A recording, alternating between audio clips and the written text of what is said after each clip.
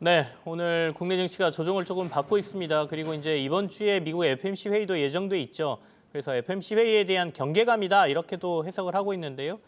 시장 현재 위치하고 앞으로 좀 어떻게 봐야 될지 같이 얘기를 좀 나눠보겠습니다. GFM 투자연구소 이진우 소장 오늘도 나와 계십니다. 어서 오십시오. 안녕하세요.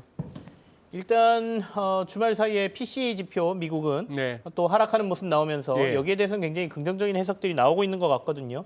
저희가 1월 장세를 평가하면서 봐야 될 지표들 좀 몇 개 확인해 주시죠. 네. 뭐 1년 52주 중에 이번 주 같이 이렇게 바쁘고 살필 거 많고 이벤트나 지표가 이렇게 몰려 있는 주간도 드물 겁니다. 흔히 말하는 뭐 슈퍼 위크인데요. 예. 거기다 이제 1월 거래일로 1월 이제 이틀 남았고 또 이제 2월 시작하는 3일이 있고 그런 상황인데 지금 이제 긴축 완화 시사할까 이렇게 프로그램의 제목을 저렇게 다하셨습니다만 이번 FMC를 맞는 연준의 각오가 상당히 좀 궁금합니다. 네. 이럴 것 같아요. 예를 들어서 주말에 이제 레리 서머스 교수의 그 인터뷰가 아주 주목을 끌었는데 아니 그 연준 보고 너희들 이미 행동에 나서는 게 늦었고 이 인플레는 보통 인플레가 아니니까 아주 강하게 긴축에 나서야 된다라고 했던 서머스 교수가 이제 톤을 바꾼 지가 좀 됐고 그런 상황 하에서 지난 주말에 서머스 교수가 했는 말은 자기도 지금 경제 상황이 어떤지를 모르겠는데 이번에는 섣불리 앞으로 금리 인상 계속한다, 긴축 뭐 계속 이어간다라고 얘기를 해서 무슨 시장을 갖다가 망가뜨린다거나 또 슬쩍 이렇게 금리 인상 중단 가능성이나 인하로의 어떤 그 뭐 조건 이런 것도 우리가 논의하기 시작했다 이런 식으로도 하지 마라.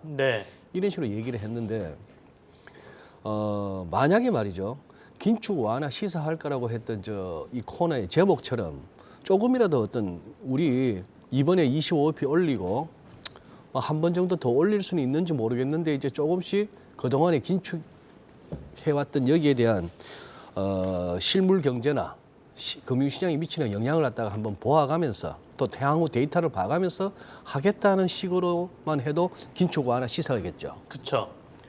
그래서 시장은 여기에 환영하겠죠. 그럼. 환영하겠죠. 근데 거기서 그런 상황이 됐을 때 연준이 져야 되는 리스크는 감수해야 되는 리스크는 그겁니다. 저만 하더라도 그럴 것 같은데요. 헤이 너희들이 그렇지 뭐. 너희들이 그렇지 뭐. 뭐 higher for longer.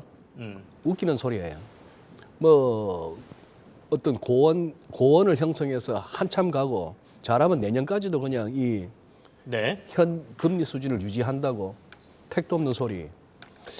그랬을 때 향후 연준이 시장에다가 무엇을 제시할 수 있겠으며 그 회의 때 이제 그런 어떤 리스크가 상당하다는 것이죠. 그래서 갑자기 오히려 조금 연준을 만만하게 보던 시장이 오히려 이제 막상 FOMC가 다가오니까 좀 조심스러워지는 거죠. 불과 며칠 전만 해도 캐나다 중앙은행이 금리 인상 중단할 걸 갖다 성명서에까지다가 뭐 명시했어.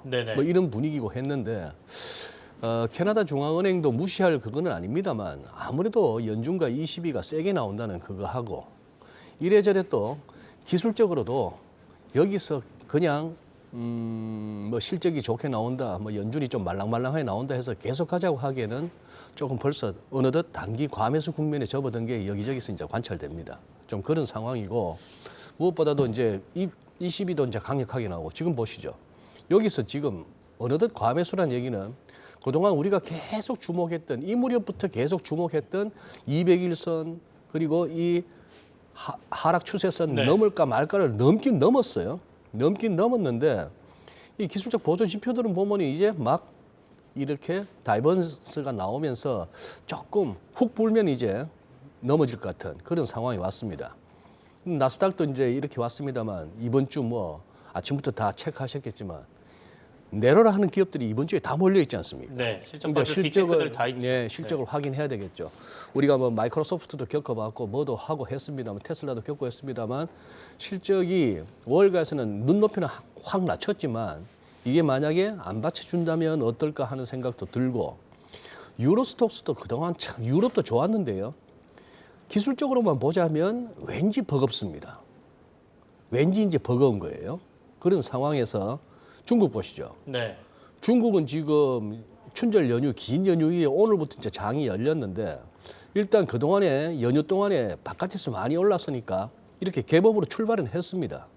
개법으로 출발했는데 지금 이제 일봉 자체는 자꾸 음봉이 되고 개장 초 그걸 갖다가 지수를 못 지키는 흐름인데다가 올라주니까 막 털고 나왔단 얘기고 거래량 보니까 홍콩은 중국 본토보다 좀 먼저 열려서 장이 이렇게 왔습니다만 네. 지금 이제 오늘 이제 약간 그거 하죠. 그리고 이 부분도 한번 봐주시죠. 어쨌거나 기술적으로 이제 과매수 국면이 보이는데 요 갭 말입니다. 요번에 지금 캔들로 왔을 때 끝에서 세 번째 요때 올라올 때 팡 갭이 생겼는데요. 이 정도에서 생기는 이런 갭들은 좋습니다. 이런 갭들은 좋은데 어느 정도 올만큼 온 상황 하에서 갭이 떴죠.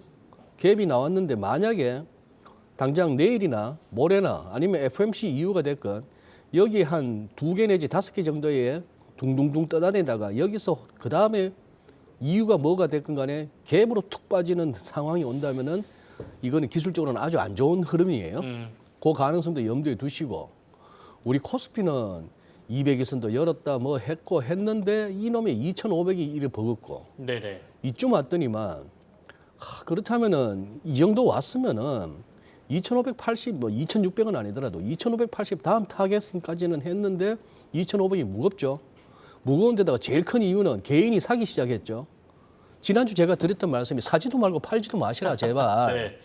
사지도 마시고 팔지도 마시라. 안 팔면은 좋은 거고 외국인들은 뭐 계속 사겠다고 설치는 판에서 지수가 더 탄력 있게 오를 거고 사시는 순간 그냥 꺾인다.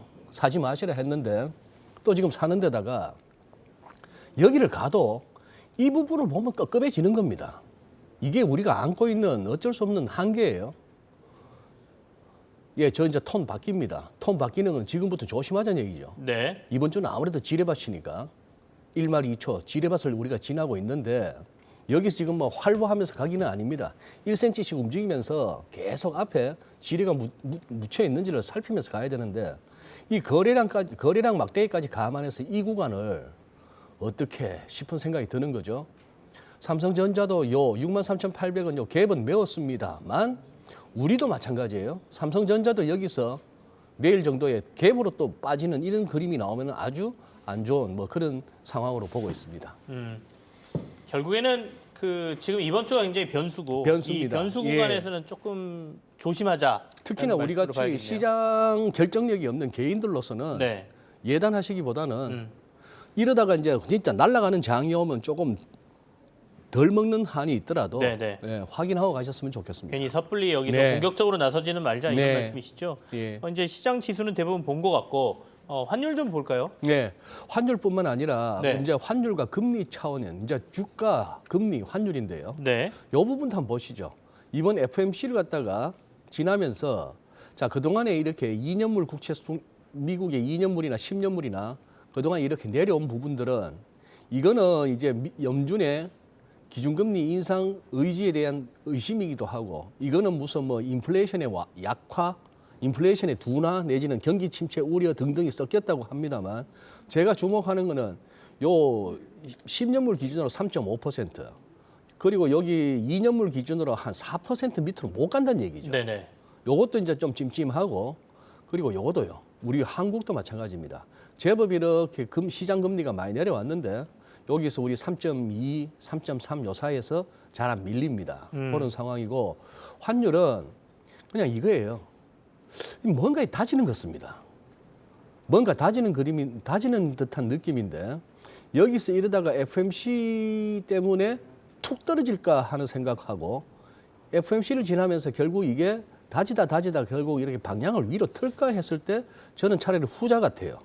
그냥 느낌인 거죠. 느낌인 거고 이미 또 시장 내에 어떤 연준의 피봇 기대 뭐 이런 걸로 해서 달러 약세에 대한 배팅이 많이 실렸다라고도 볼 수 있는 그림이죠.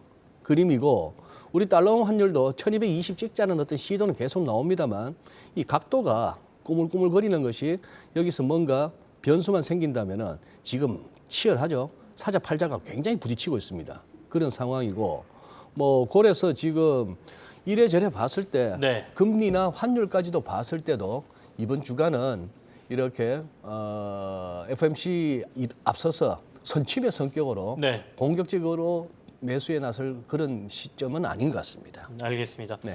조금은 그 안전한 투자를 네. 권하고 계십니다. 이번 주 좀 위험한 구간은 좀 조심스럽게 넘어가자는 말씀이시고요. FMC에서 금리를 어쨌든 0.25%포인트 올린다는 얘기는 달러의 값어치는 올라간다는 얘기니까 환율로 본다라고 하면 그 이슈만 가지고 저희가 본다라고 하면 달러의 강세, 원화의 약세가 나올 가능성은 있죠. 그 외에도 최근에 계속해서 원화가 강세에 못 나오고 좀 버티고 있다는 점도 환율이 반영하기 좀 틀지 않을까라는 우려를 좀 말씀해 주셨습니다. 오늘은 여기서 마무리를 하겠습니다. GFM 투자연구소의 이진우 소장과 함께했습니다. 네. 감사합니다. 고맙습니다.